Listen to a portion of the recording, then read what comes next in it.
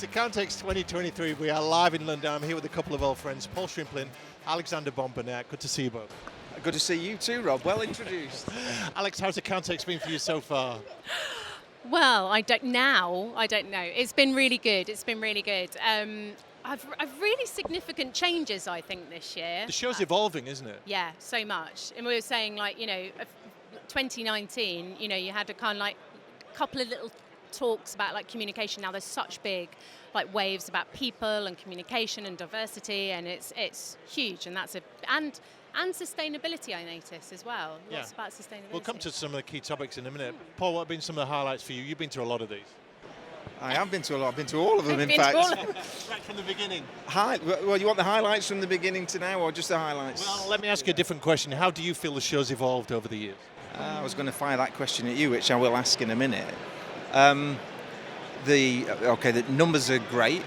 So there was a really interesting conversation with Johan Goria had in terms of, lots of conversations about AI, but actually that's tomorrow's business, not so much today's business. And we expanded the conversation into the green space. So actually there's people with stands who are, and it's thank goodness for that, because that is needed. There's an appetite, maybe, that didn't exist even 12 months ago for change. I guess, if I'm being completely honest, still frustrated by the lack of consistent, deliberate action to transform their firms. Certainly the show's evolving in that it's 20% bigger than last year, and there's new topics coming out for conversation. But you're right. How is it affecting the accounting profession, and what are they doing? Alex, what are you seeing as some of the key topics? You've been doing some speaking sessions, haven't you, these last couple of days? Yeah, I've done 3 sessions, and of course, I've done 3. Well, yes, I am. How many sessions have you done, Paul? I've done the one, but it was rather good. It was not rather as good as Alex's 3 then. Well, yeah, but we were talking about different things as well, because so one of them, for instance, was actually I talked with Des O'Neill, Carl Riordan and Nick Levine, and we had a panel today about neurodiversity. Now, that wouldn't have happened a few years ago, and actually we felt quite confident in ourselves, talking about our own journeys, and actually we didn't know who was going to come. Is it going to be the employer? Is it going to be the individual who's feeling the feelings and trying to fit in? And we kind of went into that not knowing, but feeling it was an important discussion to have. So for me, it was actually, there's been a lot of important, as you say, there is an appetite, I think. I think everyone had to calm, it was a well-being discussion last, how do we look after ourselves? That's and now everyone's gone, for sure. I'm good now, let's go. It feels energetic. And Paul, your one session, what was that about? Your one session. Actually, it's a nice segue. It's about strategic health.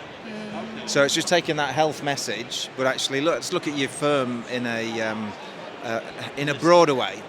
So strategically, everyone rolls their eyes. Oh, strategy, yeah, right. Yeah, good way of wasting a load of time and not moving anything. Let's talk a lot. Yeah, and let's write a brilliant report and gather dust type stuff, as opposed to, hang on a second. If we've got a 3-person firm from startup in 2021 to this year, financial year end, billing 490k, predicting just short of 700k next year with just 4 people, and go, right. All because, and I said I would never work with startups, but they said, Paul, we want to take strategy seriously. We want a strategically healthy business. And they've taken it deadly seriously, which means that every 13 weeks they're making a big strategic decision on top of the day job. Getting the accounts out, getting the audits out, getting the people stuff, client stuff done. What's the one big thing every quarter? And they've done something every quarter for the last 12 quarters and built this very tidy business. And people listening to this go, fees per full-time employee, what does that look like? That looks like 160 something K per full-time employee. This is a startup. So how many firms can say they've got that level of fees? Alex, from the conversations you've had today, what kind of shape do you feel the profession is in generally? Oh, that's a deep question. Yeah. What do you think, Paul? what kind of shape? Do you know what? I think it's at a turning point, because I think look, we've had a couple of years where everything's been just like, don't move, be still, let's just get our heads down, survive, let's just get through this. Keep the lights on, stay at home. And not have a breakdown and burn out in the meantime. Yeah. And now that's changed, as you say. I think people are being a bit more, we've got to think deeper and longer about the strategy we're implementing. And I know people that have come here from accounting firms like around me that I know that have never been to Accountex before, and they're making the effort. Like, they're going, I think we need to find out. Like, there are so many new fintechs here and different softwares. There's such a wealth, and I think people are now thinking, we're going to have to use. We need to know what's going on, and there's more of, as you say, an appetite. Paul, you hinted earlier at a sense of frustration that the profession's not moving as fast as you want it to, and making good enough decisions and actions. What's driving that intransigence, do you feel? Well, the frustration is, look at a firm, whether it be that small startup or whether it's a 300-person multi-partner firm, that in a very short time window, 2 years, 3 years, completely and utterly transforms the human relationship with their people and their clients. So well-being shown up thanks to COVID and lockdown and so on, but actually taking that deadly seriously and continuing it. So when you've got tiny firm, startup, well-established, long-standing firm with 300 people, that we were talking earlier about how do you turn a big ship round? It's really slow. No, it's not. Not if the appetite of the leadership team with a real serious commitment to their human beings, their team and their clients. So my frustrations from I used to say, a larger firms, it's going to be slow. It's not, it doesn't, that's rubbish, absolute rubbish.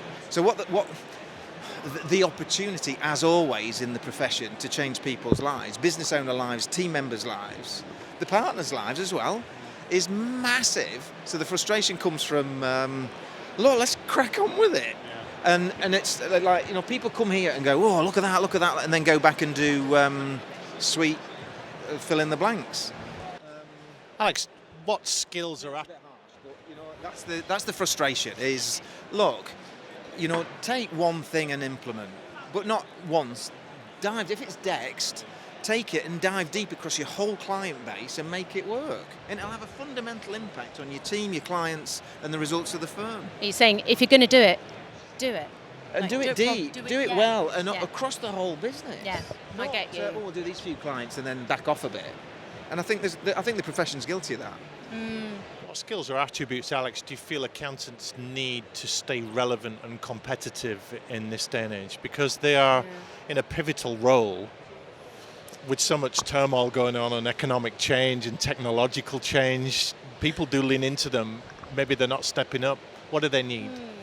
I think it actually, if I'm being really honest, I think actually it's about the actual leaders themselves having some coaching skills themselves, because now I've been running it's a lot about, for me, do a lot about the talent piece, retention, recruitment, and attraction, and it is. And also, and to be honest, it's because the roles are significantly changing. Also, the way that talent are actually approaching their careers has changed as well. You get a lot of people that go, I've done a bit of bookkeeping, or I've done a bit of audit, now I want to kind of go over here and do a bit of this. So they do want, and the kind of more progressive firms are really thinking about how they can actually have more horizontal kind of like specialists who can hop around rather than a linear, like not everyone is designed to be a leader, and so they're just changing the way they think about their practice. But skills wise, I think if you're listening, because the generational topic has come up a lot. I don't know about for you, but for me, people have asked about we don't know how to talk to the different Gen Zs, and it's no longer millennials, so it's Gen Zs. Skills of relating to different generations. Just take some Snapchat now, apparently. I don't know what it is, but no. But it is about the fact that people don't want to be told, do it this way.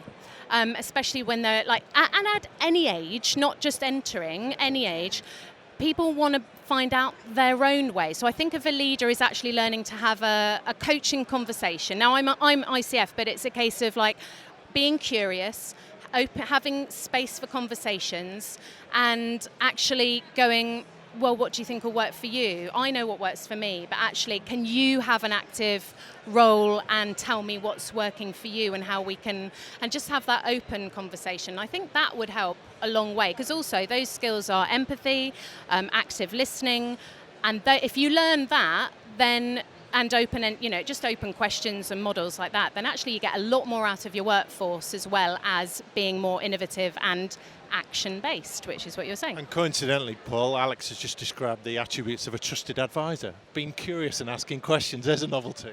Indeed.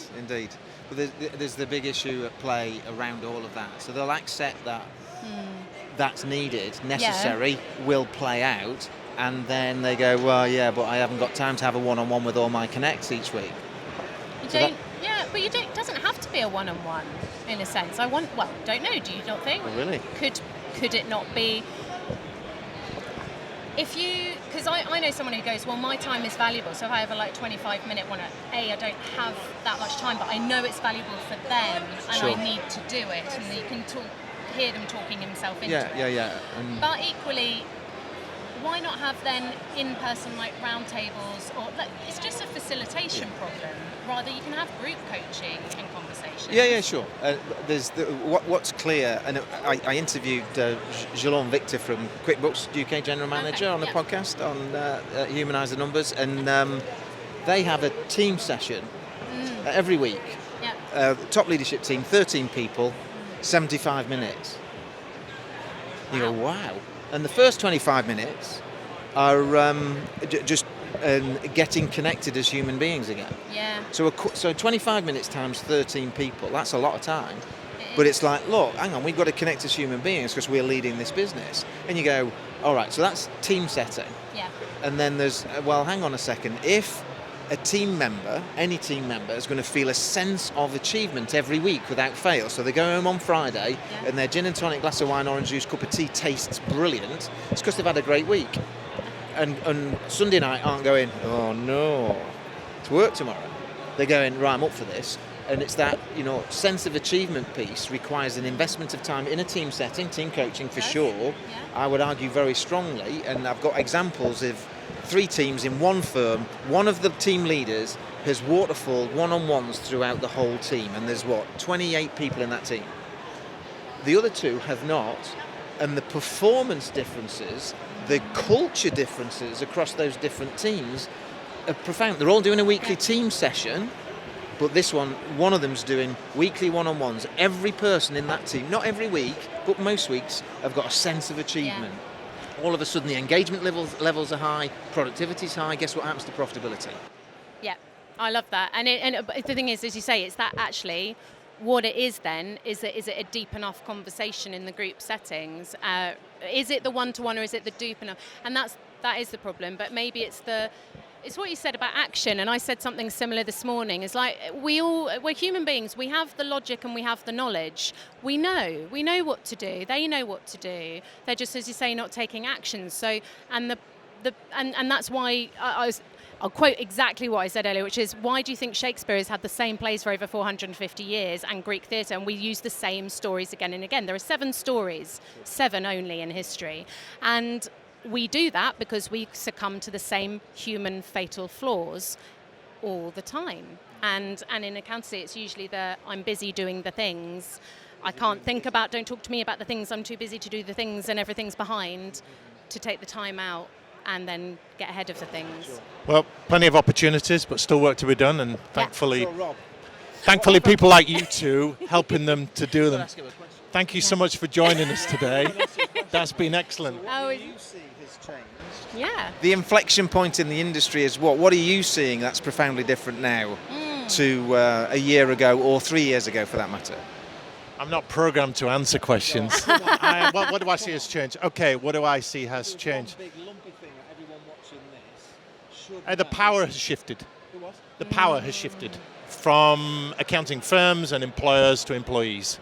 It's changed the whole game. The recalibration of life, what work-life balance is, what mental health is, who's in control of the careers, the Great Resignation, firms are not in control anymore of so many things, and they're having to pivot and change and drive new cultures and new ways of doing things by the employees who are leaching out of the profession and not taking accounting degrees and looking at other ways of sustaining themselves.